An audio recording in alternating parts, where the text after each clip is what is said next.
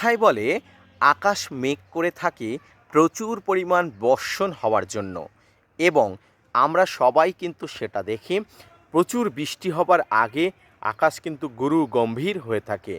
ঠিক তেমনি ছাদ বাগানের যে কোনো গাছের ফুল আসার আগে, বিশেষ করে লেবু গাছে এইভাবে গাছের যে দশা, পাতা পড়ে দেখা যায়, সেই দশাটি কিন্তু জানান দেয় গাছ প্রচুর পরিমাণ ফুল আনছে বা ফুল আনার জন্য প্রস্তুতি নিচ্ছে। Hello friends, welcome to my channel. দেশ এবং দেশের বাইরে থেকে যারা আজকে আমার ভিডিওটি কন্টিনিউ করেছেন, প্রত্যেককেই gardener tips with Kamal YouTube চ্যানেলে স্বাগতম। ছাদ বাগানে আজকের ভিডিওর আলোচনার বিষয়বস্তু হলো লেবু গাছের পাতা ঝরে এই ন্যাড়া অবস্থায় দাঁড়িয়ে থাকা মানে কি পরিচর্যা করতে হবে, কবে ফুল আসবে, কিভাবে ফুল আসলে লেবু গাছের পরিচর্যা করব। আসুন তাই নিয়ে থাকছে আজকের ভিডিওটি, না স্কিপ করে কন্টিনিউ করুন।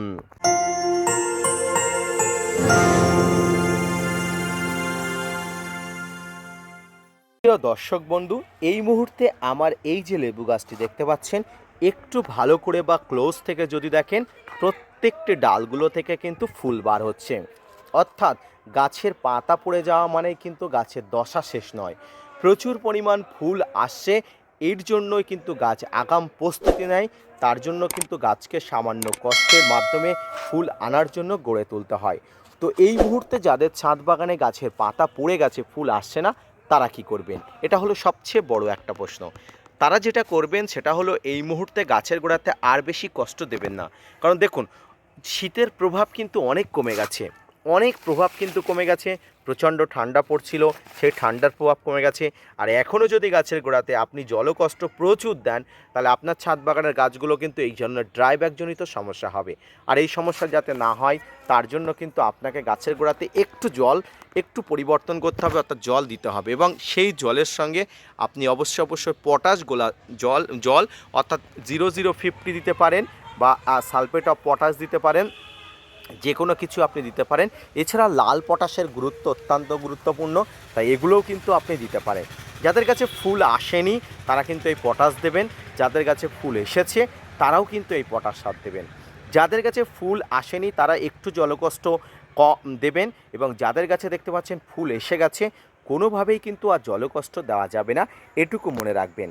তবে যাদের কাছে ফুল আসেনি তারা কিন্তু জলকষ্ট দিতে থাকবেন, তবে অতিরিক্ত জলকষ্টটি দেবেন না।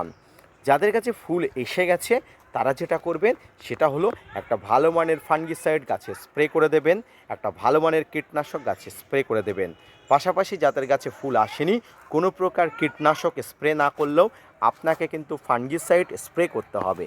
এবং সর্বোচ্চ পরিমাণ রৌদ্র অবশ্যই গাছে লাগাতে হবে, যাতে ছাদ বাগানে অবশ্যই লেবু গাছের ফুল আনার জন্য গাছ প্রিপেয়ার হয়ে ওঠে।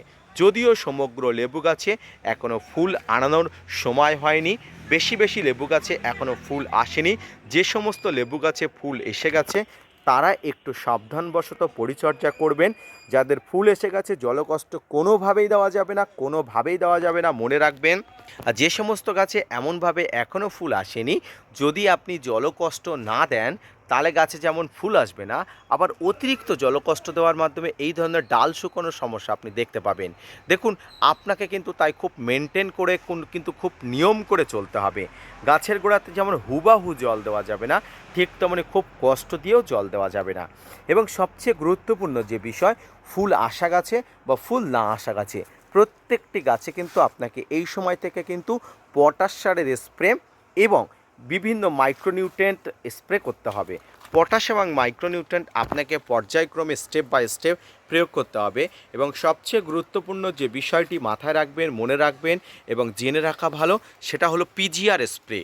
পিজিআর প্রত্যেকটি ছাদ বাগানের জন্য এই সময় গুরুত্বপূর্ণ, বিশেষ করে লেবু গাছে। ফুল আসা গাছে বা ফুল না আসা গাছে প্রত্যেকটি গাছে কিন্তু পিজিআর স্প্রে করবেন। মিরাকুরান, ফ্লোরা, বাম্পার, বুস্টার 2, প্লানোফিক্স, এই সমস্ত পিজিআরগুলো স্প্রে করবে। তবে লেবু গাছের ক্ষেত্রে মিরাকুলান কোনোভাবে স্প্রে করা যাবে না, করবেন না। এতে ট্রাইকন্টানাল থাকে। এই ট্রাইকন্টানাল ছাদ বাগানে গাছের কচি পাতা আনতে সাহায্য করে, ফুল আনতে নয়।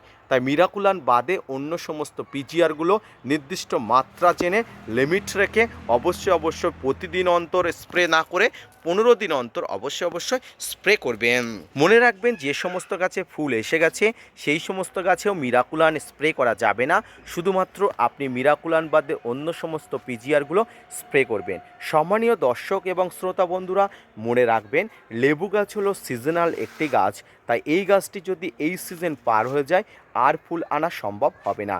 তাই ভুল করবেন না, আপনাকে সঠিক সিদ্ধান্ত উপনীত হয়ে গাছগুলোকে কিন্তু অবশ্যই দেখভাল করতে হবে। এবং সবচেয়ে গুরুত্বপূর্ণ একটা প্রশ্ন সবার মনে ঘোরে, সেটা হলো গাছের গোড়া কি এই সময় খাবার দেব? উত্তর হবে না, এই সময় গাছের গোড়াতে কোনো রকম খাবার দেবে না। পটাশ এবং ফসফেট খাবার ছাড়া কোনো প্রকার খাবার স্প্রে ফর্মে অথবা ভারী খাবার কোনোভাবেই দেওয়া যাবে না। আর কয়েকদিন পরে লেবু গাছের ফুল ফুটে যাবে, গুটি ধরবে, গুটি আসার পরবর্তীতে গাছে কিন্তু খাবার দেওয়াটা অত্যন্ত জরুরি। তাই সম্মানীয় দর্শক এবং শ্রোতা বন্ধুরা, অবশ্যই ছাদ বাগানে লেবু গাছে যাতে ফুল আসে এবং লেবু গাছে যাতে ফুল আসার পরে যে পরিচর্যা করতে হয় সেই পরিচর্যাগুলো জানা থাকে, তাহলে আপনার যেমন সমস্যা হবে না ঠিক তেমনি ফুলও ঝরে পড়বে না। সমস্ত সমস্যার সমাধান কিন্তু আপনি সব কিছুতেই কিন্তু করতে পারবেন। এইভাবে ছাদ বাগানে পাতা ঝরে পড়া লেবু গাছ মানেই মৃত গাছ নয়, গাছ বুস্টিং হচ্ছে, শক্তি সঞ্চয় করছে, গাছ প্রচুর পরিমাণ খাদ্য সরবরাহ করছে এবং আগামীতে আপনার ছাদ বাগানের গাছে প্রচুর পরিমাণ ফুল আসার জন্য প্রস্তুতি নিচ্ছে। তাই মনে রাখবেন ছাদ বাগানের গাছগুলোকে যেভাবে দরকার পরিচর্যা করবেন, যেভাবে দরকার আপনি দেখভাল করবেন। আজকের ভিডিওটি এই পর্যন্ত, আশা করি বুঝতে পেরেছেন, আশা করি বোঝাতে পেরেছি। যদি বুঝতে পারেন, যদি বোঝাতে পারি, অবশ্যই gardener tips with Kamal YouTube চ্যানেলকে সাপোর্ট দিবেন, ভিডিওটি শেয়ার করবেন এবং লেবু গাছে আপনার কেমন ফুল আসছে অবশ্যই কমেন্টস করে জানাবেন। ধন্যবাদ।